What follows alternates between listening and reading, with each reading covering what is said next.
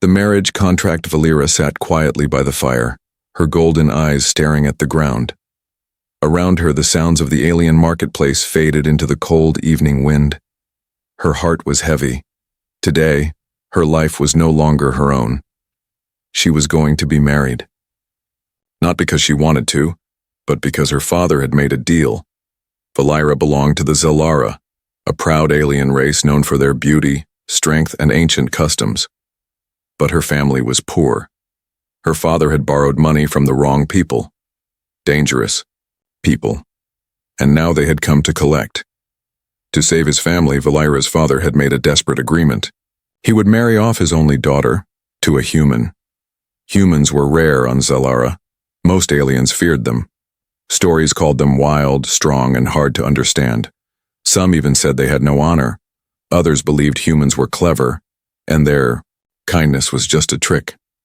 Valera didn't know what to believe, but the idea of marrying one, it made her stomach turn. The wedding was arranged in secret. Only a few elders and her family knew. The ceremony would happen tonight outside the tribal circle. No music, no dance. Just a silent contract, written in blood and shame. She sat dressed in traditional white robes, but there were iron chains around her wrists. In Zalaran tradition, chains meant the bride had not come by choice. It was a sign of sacrifice. Valera felt broken, not because she was afraid of the human, but because her life was being traded like an object. She didn't even know his name. She hadn't seen his face. Just one message had come through the stars. I accept the contract. I will arrive at sunset. DH. As the sun dipped below the horizon, a shadow moved near the edge of the village. Guards stood ready, their weapons glowing softly. The wind stopped. Even the trees seemed to watch. Then, he walked in. No ship, no escort, just one man, a human. He looked young, maybe in his late 20s. He wore simple clothes, dark jacket, boots dusty from long travel. His face was calm. His eyes were sharp, but not cold. He had no armor, no weapons, no pride. Valera's heart jumped. She had imagined a monster. But this was just a man. The elders stepped forward. The human bowed, his head respectfully, and said nothing. One elder unrolled the marriage scroll and began to speak the ancient words. By debt this bond is formed. By agreement, this bond is sealed. Valera did not lift her eyes. Her hands were cold. Then something strange happened. Before the final line was spoken, the human raised his hand. The elder paused. I want to speak to the bride, the human said, his voice calm and deep. Whispers spread like fire through the crowd. That was not part of the tradition, but the human didn't care. He stepped closer to Valera, slowly, with respect. When he stood in front of her, he knelt down. Not in power, but in peace. My name is David, he said. I know this isn't your choice, and I want you to know. I will never force you to stay with me. This contract may be signed, but your life is still yours.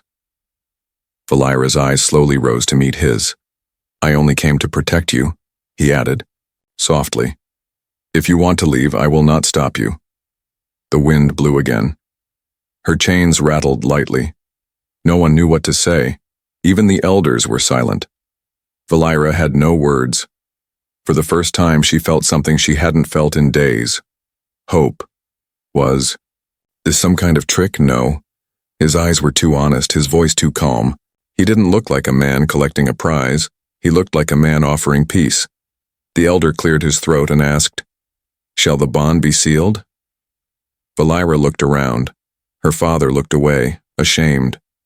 Her mother wiped a tear. David waited. He didn't pressure her. Valera took a slow breath. Then, she gave a small nod. The scroll was sealed.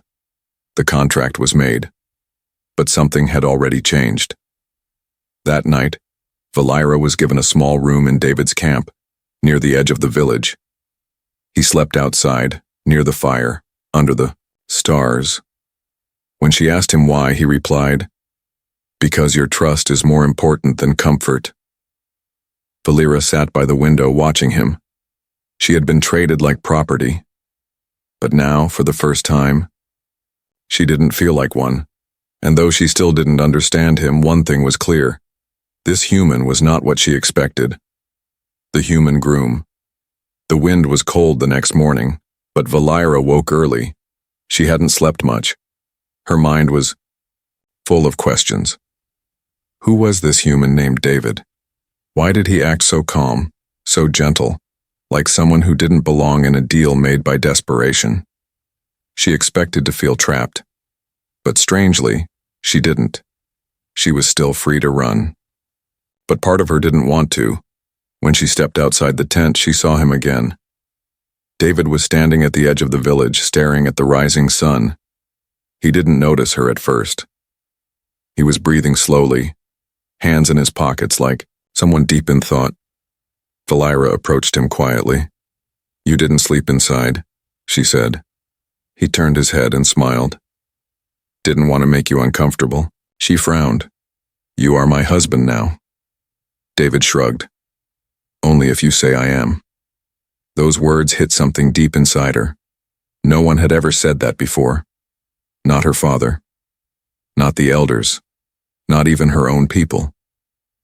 Later that day, the villagers kept their distance. Whispers followed David wherever he went.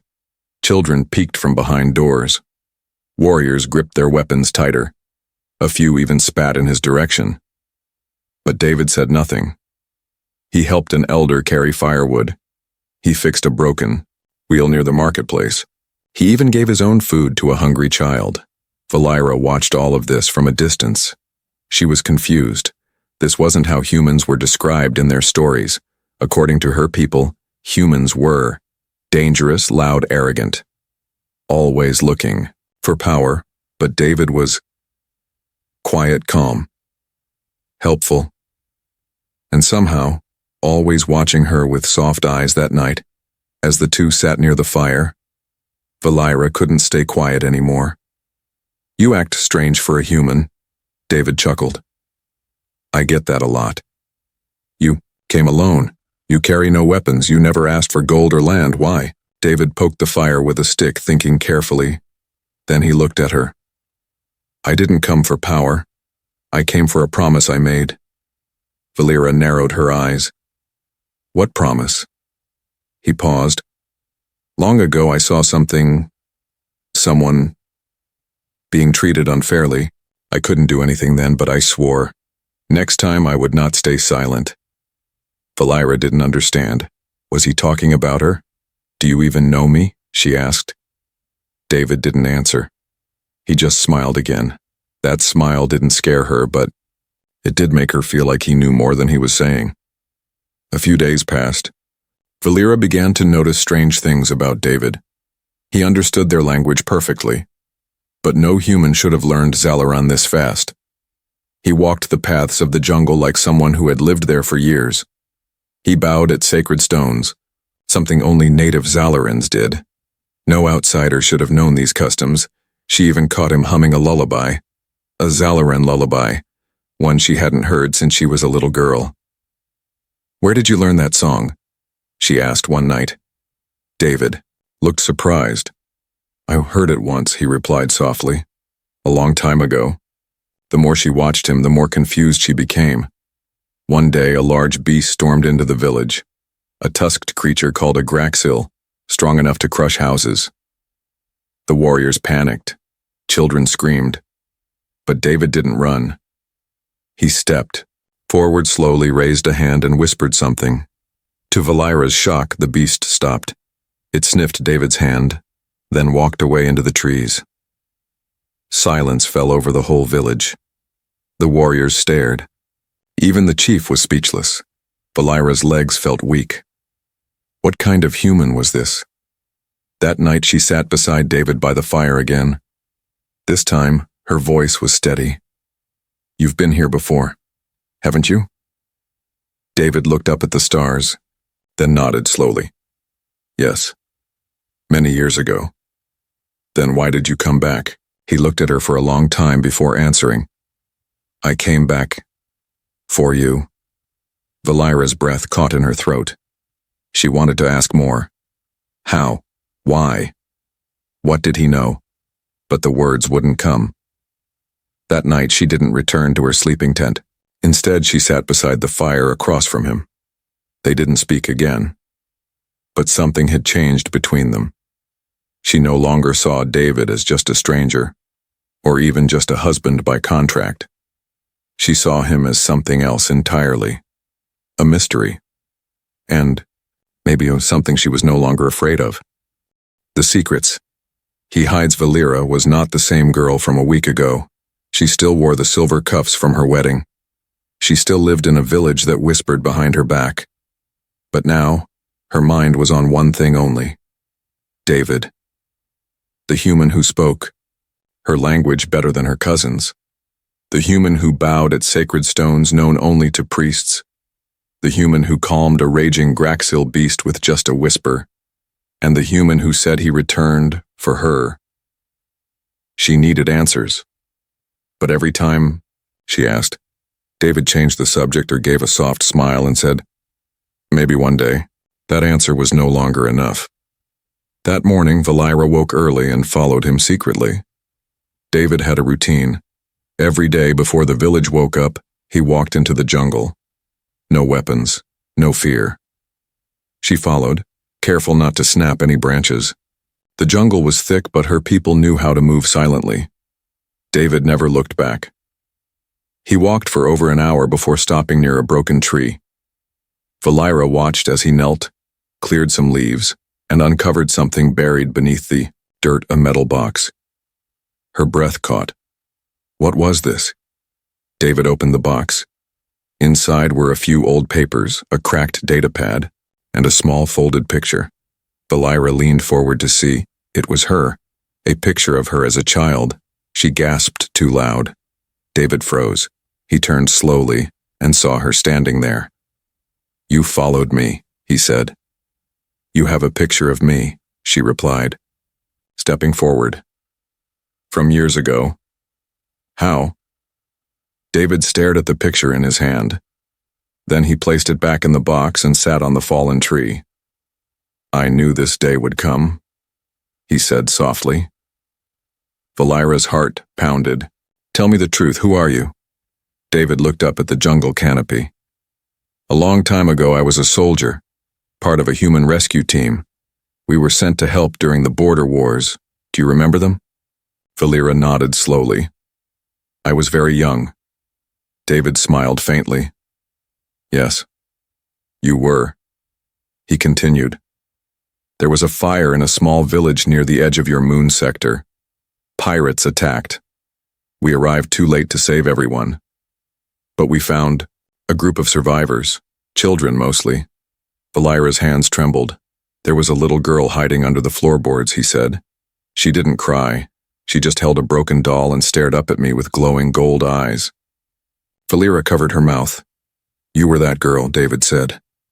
Silence. The only sound was the rustling leaves above. I asked my commander if I could stay, he continued, but they pulled us out. Said it wasn't our job to raise orphans. I never saw you again. Until a month ago, Valira whispered. How did you find me? David took out a small scroll and handed it to her. It was a marriage notice. One of the many desperate contracts sent across star channels. A deal for gold, land or food in exchange for taking a bride. He pointed to a line in the contract. Daughter of Kirilza, golden-eyed, age 21. I saw the name. I saw your father. I remembered your eyes, he said. So I accepted the contract, not to take you, but to protect you. Valira dropped to her knees, staring at the paper. You came all this way? For that? David nodded. Because I couldn't save you before, I couldn't protect you then, but I could now. Tears welled in Valira's eyes. All this time she thought he was a stranger, a buyer, a husband made by force. But he had been there, long before she even remembered. I don't understand, she whispered. Why me? Why would a human risk so much for one alien girl? David, looked at her with kind, tired eyes. Because in that fire you didn't cry. You didn't scream. You just looked up at me like I was the only thing that could help. And in that moment, I promised I would be. They sat there in the jungle for a long time. Valira looked at the picture again, a small dirty child holding a broken doll. I still have that doll, she said softly. David smiled. Then maybe you remembered me too. That night, back in the village, Valira did not sit far from David. She sat beside him. People still whispered. Her father still didn't look her in the eye. But none of it mattered anymore. She wasn't alone.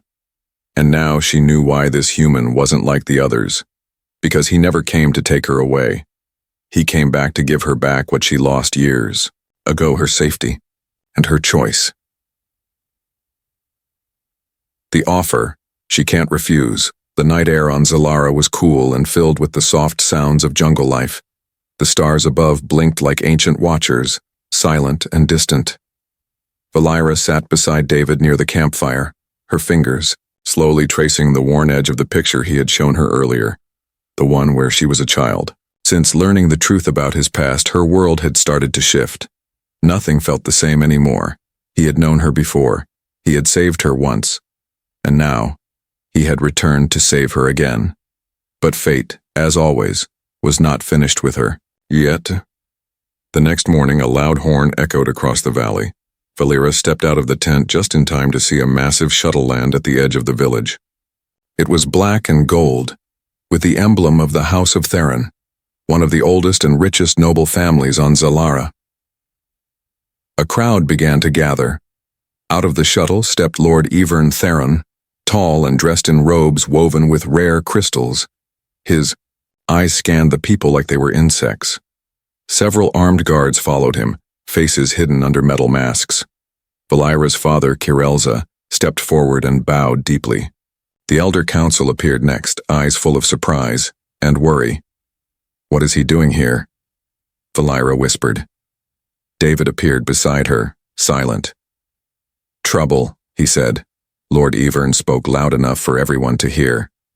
"I have come with an offer of correction," he announced.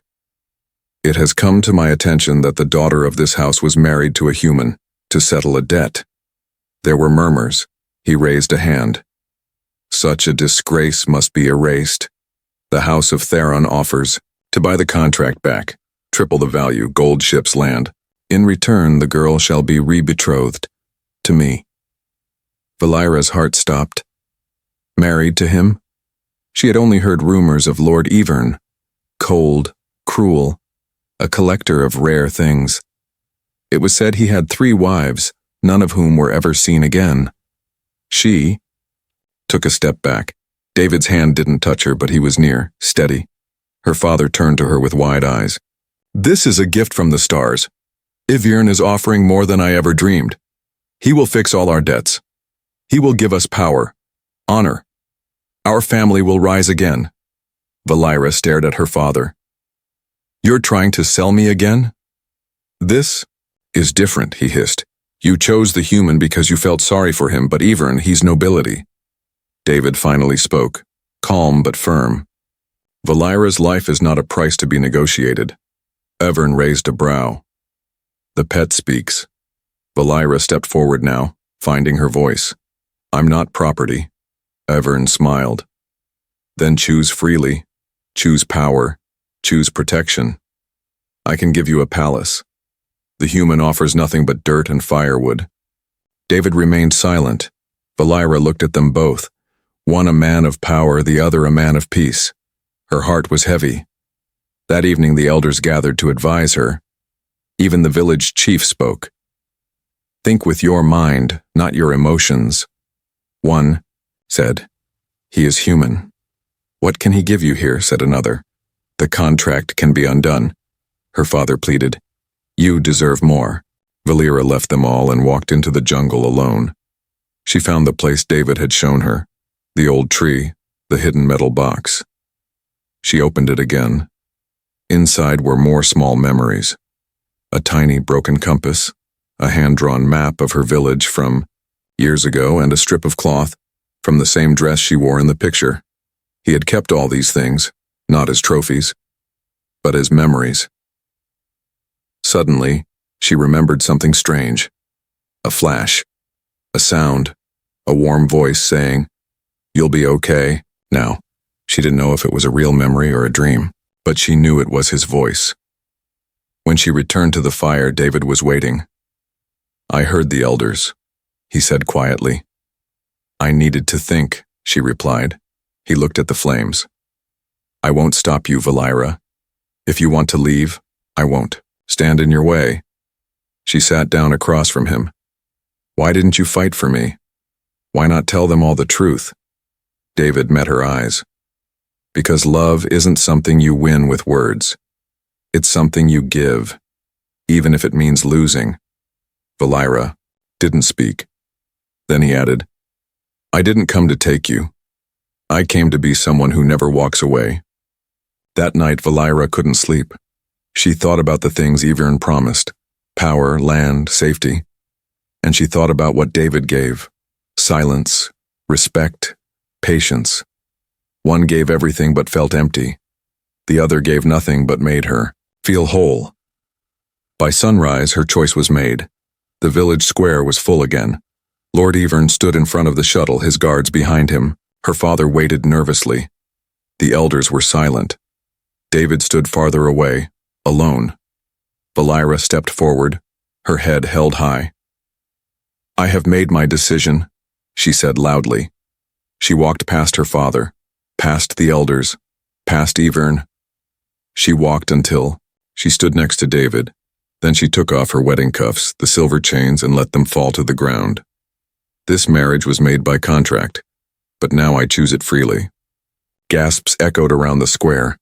David looked at her, surprised. Yvern's face twisted with rage. "You are a fool," he hissed. "You just walked away from glory." Valira smiled. "No, I walked toward truth." Yvern snapped his fingers. His guards moved, but before they could take a step, the jungle around them whirred to life. Tiny red dots lit up in the trees. Hidden human drones, silent until now, powered up. From the shadows, voices spoke. "Stand down." It was not just David. He had brought backup. He had never been alone. Yvern's guards froze. David turned to him calmly. "Leave now. This is the second and last time I'll say it." Yvern clenched his fists, but backed away.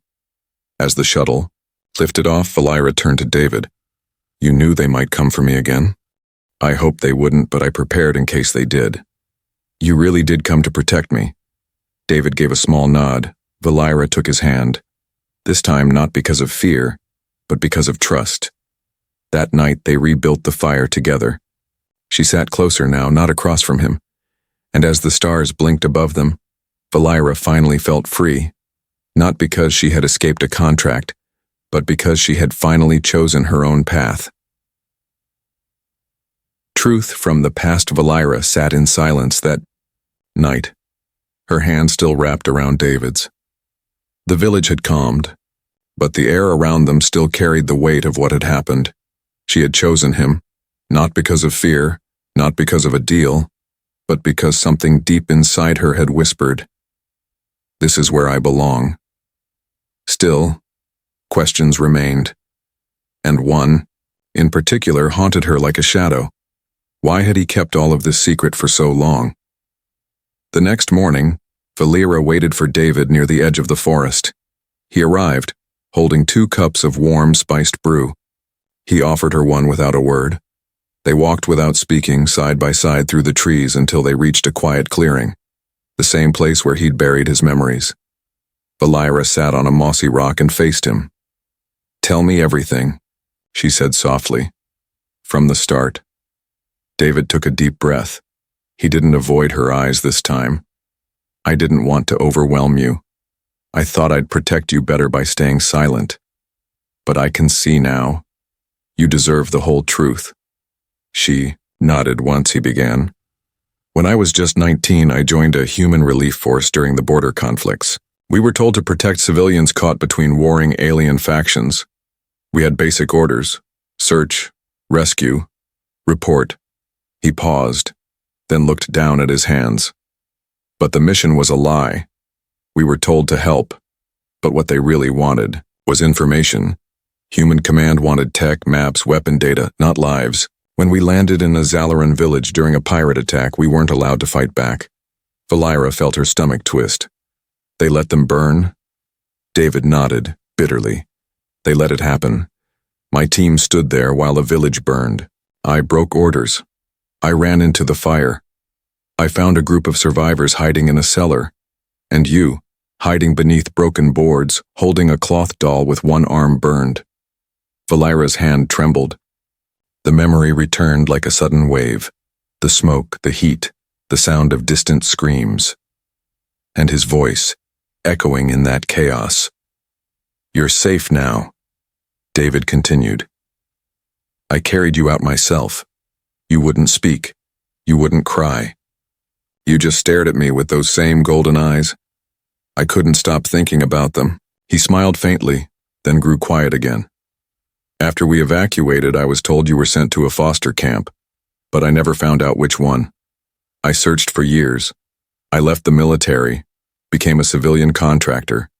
Every time I entered alien space, I looked for signs, asked questions. Valira whispered, "Why didn't you give up?" He looked at her. "Because you looked at me like I mattered. And for the first time in my life, I felt like I did." Tears slowly welled in Valira's eyes. She had always thought she was just a burden, a forgotten child left behind by war.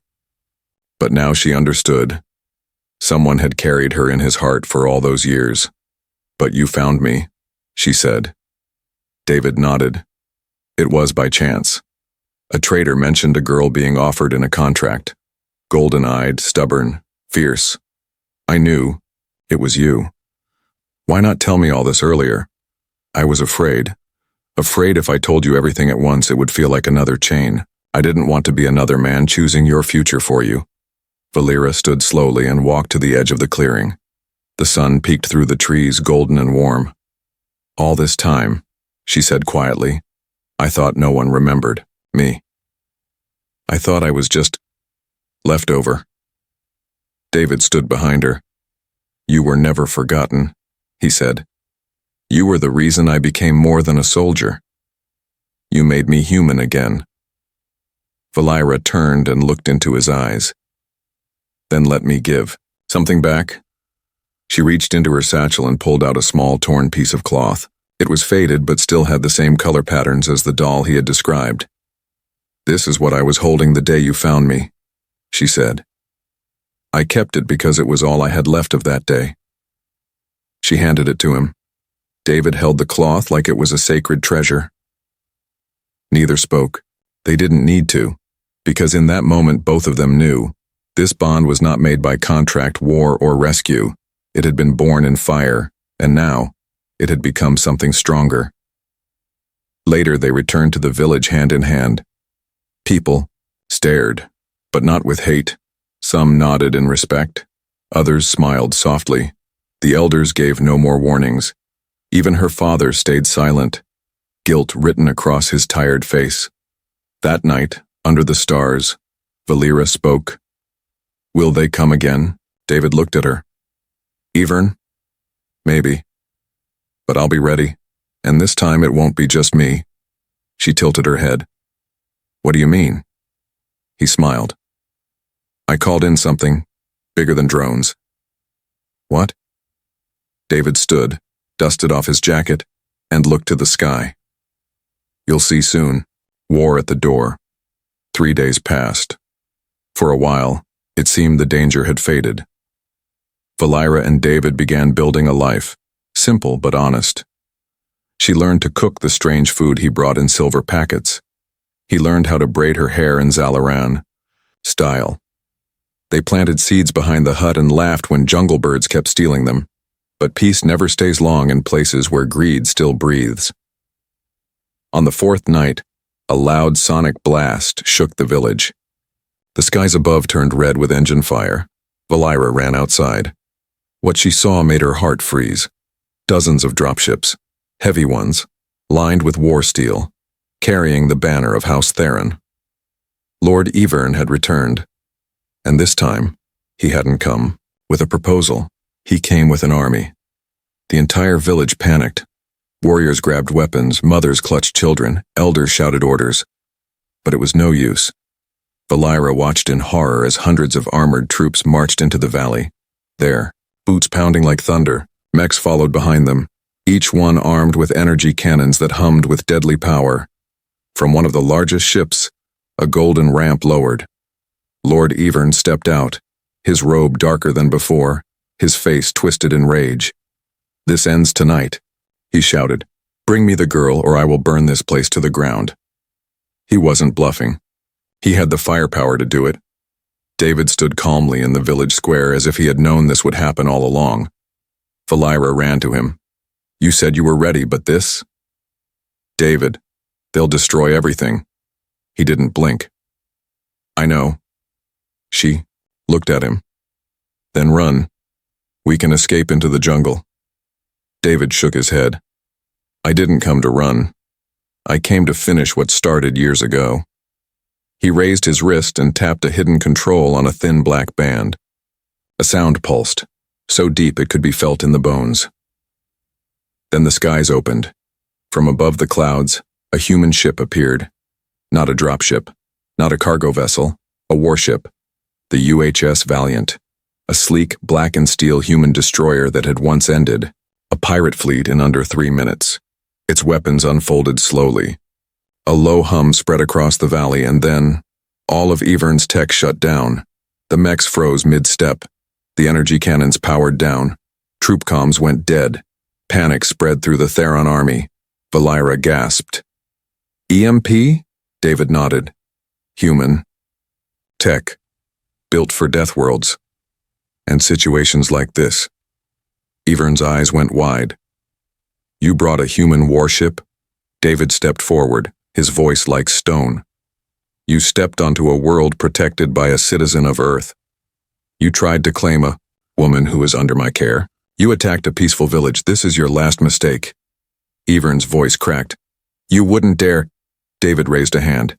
The UHS Valiant fired a single shot into the sky. Just a warning. The shockwave flattened trees miles away. Ew. Sound shattered glass. Even the bravest soldiers of Theron's army dropped to their knees. David's voice grew colder. "Next time, we don't miss." Valira had never seen war before. She had seen fear, poverty, and pain. But not this. Not power that moved the air itself. Not silence that followed a single voice. Not an entire army brought to its knees by one human and one warship.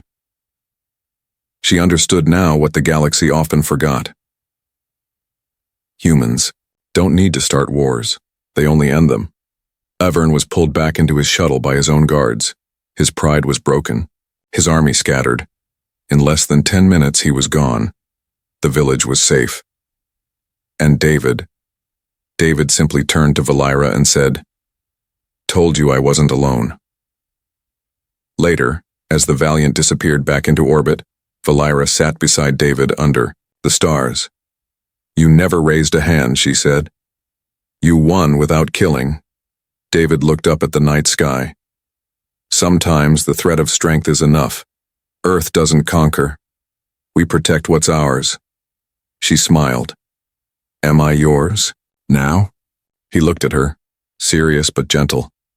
"You always were. I just waited for you to know it too." She leaned against him, finally feeling safe, not because of warships or weapons, but because she had seen who he truly was when it mattered most. Protector, a promise keeper, and a man who would move the sky just to keep her from harm. The vow of choice. The sun rose slowly over the village of Zellara, its warm light washing over the rooftops, trees, and healing earth. The fires of fear had died. The sounds of warships were gone. And the banners of House Theron had vanished like a nightmare chased off by dawn. But for Valira, this morning felt different. Not because the threat had passed, but because something inside her had changed. She stood at the edge of the hill, her long cloak swaying in the breeze. Below her, the villagers moved with quiet hands and calm hearts. Children played again. Traders reopened their stalls.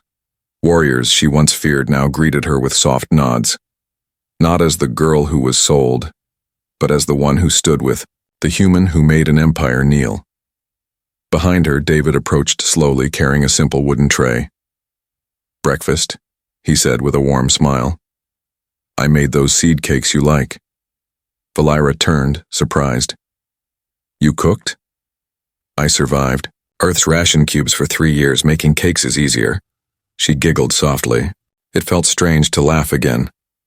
They sat together on a stone bench as the sun bathed the sky in orange and gold. David handed her the tray and watched as she took the first bite. She smiled with her eyes. "Not bad." He leaned back, satisfied. "I'll take that as a compliment." They ate in silence for a while, but Valira's thoughts were loud inside her heart. So many emotions twisted within her: gratitude, relief, fear, confusion, and something else she didn't want to name. Too soon, David looked over at her, noticing the quiet. "What are you thinking?" he asked gently. She hesitated, then whispered, "That I've never made a real choice in my life until I met you." David didn't answer at first. He just waited. "I was born into debt, into duty. My future was written before I learned to speak. And when my father sold me, I thought that was it, the end of my story." She looked at him now. "But you came, and without even touching me, you set me free." David looked away for a moment, eyes focused on a flock of birds circling above. "I didn't come to be a hero," he said. "I came because I remembered a girl who looked up at me in a burning village, and I promised myself that I'd never fail her again." Valira placed her hand over his. "You didn't fail." He looked back into her eyes. She continued, "You showed me what it means to be respected, to be listened to be treated like a person, not a piece in someone else's game." Her voice cracked slightly. "And now I want to do the same for you." David blinked. "What do you mean?" Valira stood up and turned to face him fully. "I want to renew our vow," she said. He tilted his head. "Our vow?" She nodded. "Not the old one. Not the contract made in shame, under chains and silence. I want a vow made with choice. A vow between two people who love each other." David stood too now, his expression unreadable. "You mean..." Valira stepped closer. "I choose you, freely, with no contracts, no debts, no threats. Just truth." The words hit him like light breaking through clouds. He had waited years for this, searching star systems, following rumors, fighting powerful houses, and never once asking for anything in return. And now she was standing before him, not as a frightened girl, but as a woman who had taken back her story. His voice came out rough, but steady. "Then I vow too," he said. "Not to protect you out of duty, but to walk beside you as long as you'll have me." Valira smiled, her eyes glowing in the morning sun. "Then let's do it right," she whispered. "Let's make it ours." That evening, under the twin moons of Zalara, a new ceremony began. But this time, there were no chains, no scrolls, no bargains. Just two people standing under the wide sky, surrounded by both Zalarans and humans. The elders watched with respect. The children tossed flower petals. The village chief bowed to both bride and groom. Valira wore a dress made of forest silk, gifted by the weavers. David wore simple robes, stitched by the villagers he once protected from a distance. And standing between them was a new voice, a neutral elder chosen by Valira herself. The elder raised his hands. "This is no contract. This is no rescue. This is no payment of debt. This is a vow of choice. Speak it freely." David took Valira's hands. "I found you once in the middle of fire. You were quiet, but your eyes asked for help. I gave it then because I had to. I give it now because I want to. From this day forward, I choose to be your shelter." Valira squeezed his hands. "I once believed love was a weakness, That survival meant surrender.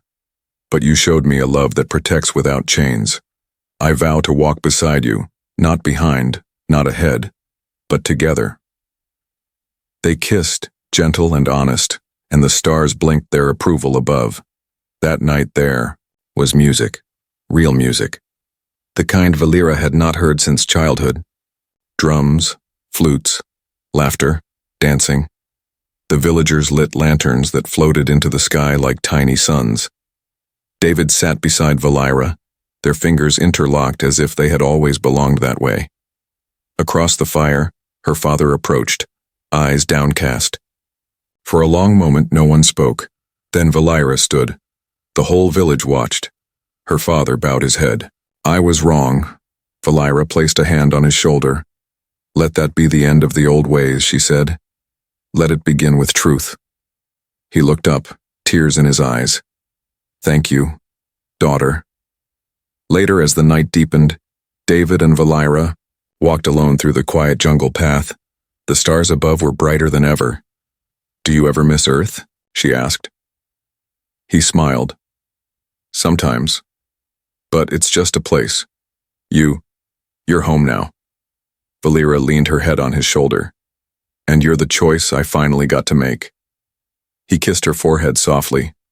No more debts. No more chains. No more shadows from the past. Just two hearts that had found their way back to each other. By fire. By promise. By choice.